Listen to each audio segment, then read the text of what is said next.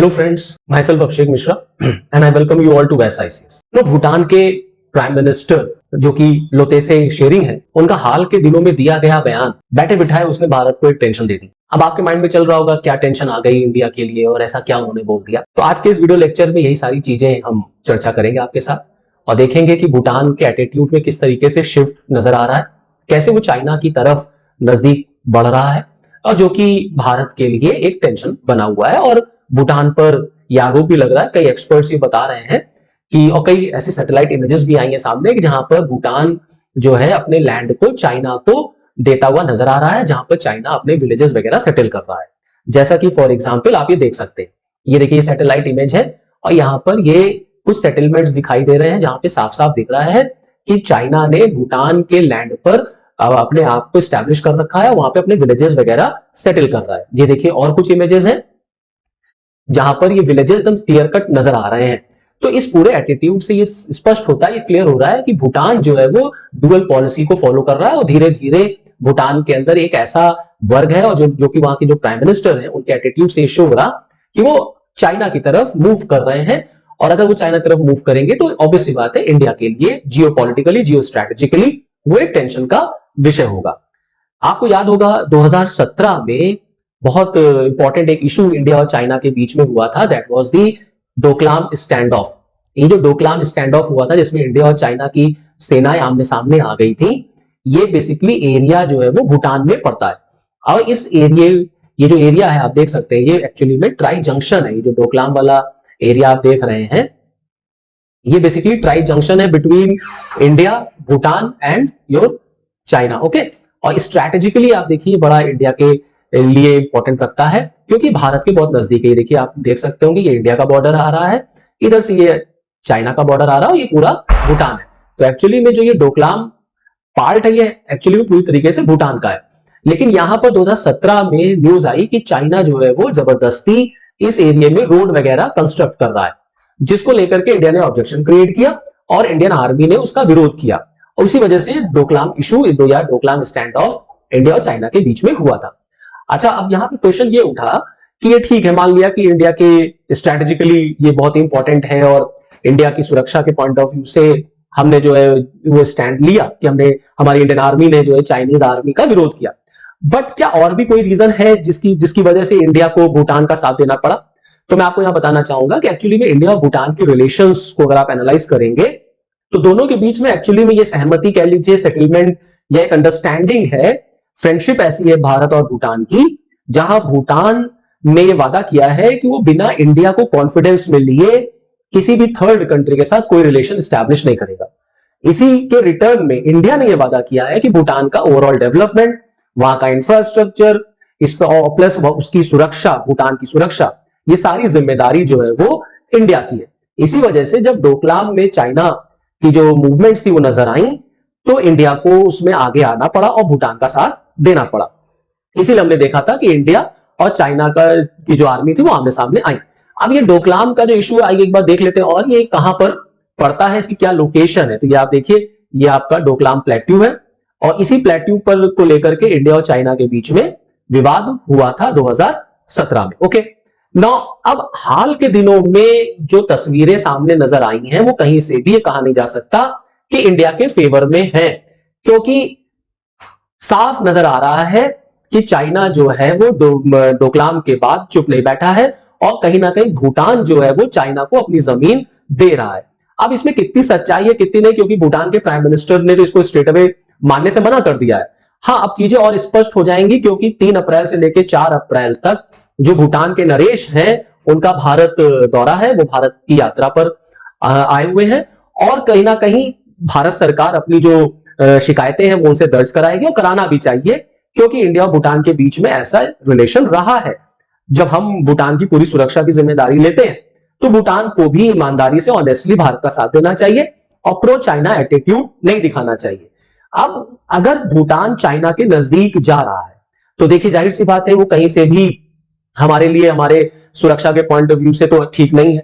तो चाइना का एक्चुअली में इसमें लॉजिक क्या है तो चाइना दरअसल ये जो पूरा ट्राई जंक्शन है इसको पूरा अपनी तरफ शिफ्ट कराना चाहता है साउथवर्ड। ना, जिससे कि पूरा इंटायर जो डोकलाम प्लेट्यू है वो लीगली चाइना का पार्ट हो जाएगा। और अगर ये चाइना का पार्ट हो गया तो कहीं ना कहीं चाइना जो है वो आपके सिलीगुड़ी कॉरिडोर के बहुत नजदीक आ जाएगा। और आपको मैं यहां बताना चाहूंगा कि सिलीगुड़ी कॉरिडोर ही एक मात्र रास्ता है जो रेस्ट ऑफ द इंडिया को नॉर्थ ईस्ट के पार्ट से जोड़ता है। और अगर चाइना ने यहां पर अपने आप को स्टैब्लिश कर लिया और मान लीजिए अगर इसको उसने ऑक्यूपाई कर लिया और कट कर दिया, तो भारत का कनेक्शन पूरा नॉर्थ ईस्ट से कट जाएगा, जो कि कहीं से भी हमारे लिए ठीक नहीं होगा, क्योंकि पूरा नॉर्थ ईस्ट जो है वो इंटीग्रल पार्ट है भारत का। तो स्ट्रैटेजिकली ऑब्वियस सी बात है, चाइना का कंट्रोल सिलीगुड़ी कॉरिडोर के ऊपर या भूटान की नजदीकियां चाइना की तरफ हमारे लिए बिल्कुल भी ठीक नहीं होगा।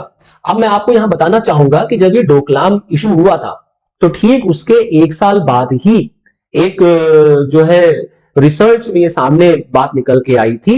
एक रिसर्चर है बहुत फेमस, डेमियन साइमन, उन्होंने ये शो किया था, प्रूफ किया था, खुलासा किया था कि चीन ने डोकलाम से सटे जो वेस्टर्न भूटान के करीब 18 किलोमीटर हिस्से पे कब्जा कर लिया है।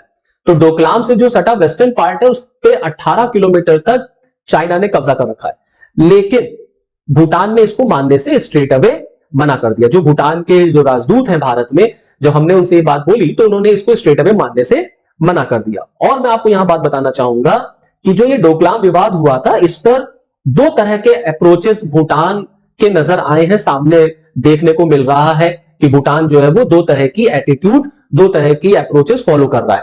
पहली अप्रोच ये है कि डोकलाम और वेस्टर्न जो डायलॉग्स चल रहे हैं, जिसमें भूटान और चाइना शामिल है, जो चोरी छिपे बातचीत हो रही है, इसमें एक्चुअली में डोकलाम और जो वेस्टर्न भूटान है इसको शामिल नहीं किया गया है। क्लियर यहां तक? इसको शामिल नहीं किया गया, मतलब डोकलाम को डिस्प्यूटेड लैंड ही नहीं माना जा रहा है। दूसरी तरफ जो विवाद, जो बातचीत चल रही, जो डायलॉग हो रहा है, वो इंडिया और चाइना के बीच में हो रहा है, जिसमें डोकलाम को शामिल किया गया है। तो इससे एकदम क्लियर कट ये स्पष्ट होता है कि भूटान ने भारत की सलाह के बिना चीन के साथ द्विपक्षीय बातचीत शुरू कर दी है, यानी उसने भारत के साथ किए गए समझौते को तोड़ने का मन बना लिया है। तो इससे इंडिया के लिए टेंशन क्रिएट हो गई। यहां पर एक बात और समझने वाली है, बड़ी इंपॉर्टेंट बात है कि भूटान अपनी जितनी जमीन चीन को देगा, बीजिंग के साथ हमारी सीमा का उतना ही विस्तार होता जाएगा। जितनी जमीन भूटान जो है वो चाइना को देगा, इंडिया और चाइना के बीच में जो लैंड डिस्प्यूट है उतना ही बढ़ता चला जाएगा। दूसरी बात, चीन के सैनिक सिलीगुड़ी कॉरिडोर पर कब्जा करने के लिए भूटान जमीन का इस्तेमाल कर सकते हैं। मैंने आपको बताया कि जो चीनी आर्मी है वो सिलीगुड़ी कॉरिडोर पर कब्जा करने के लिए भूटान के लैंड का यूज कर सकती है, क्योंकि ये एरिया आप देखिए, स्ट्रेटेजिकल लोकेशन आप इसकी समझिए, तब आपको पूरी कहानी समझ में आएगी। और चाइना किस तरीके से एंटी इंडिया काम कर रहा है तब आप जान पाएंगे स्ट्रेटेजिकली, क्योंकि ये लोकेशन जो है हाइट पर है। ये जो भूमि है, ये जो एरिया है, ये ऊपरी पहाड़ी पर है और हम नीचे हैं, इसलिए ये हमारे लिए एक बहुत ही डाइवर्स ज्योग्राफिकल कंडीशन बन जाएगी, बहुत ही विषम भौगोलिक परिस्थितियां यहां पे उत्पन्न हो जाएंगी। तो ये भारत के स्ट्रेटेजिकली, भारत की सुरक्षा के लिए बहुत सेंसिटिव मैटर बन जाएगा। और अगर भूटान ने अपनी 10 से 15% जमीन चीन को दे दी है, जो कि एक न्यूज में निकल के आ रहा है कि 10 से 15% लैंड जो है वो भूटान ने चाइना को दे दिया है, तो चीनी जो लीडरशिप है, अब जो मैकमोहन लाइन है, जो इंडिया और चाइना के बीच में जो मैकमोहन लाइन है, उसके रेलेवेंस को चाइना मानेगा ही नहीं।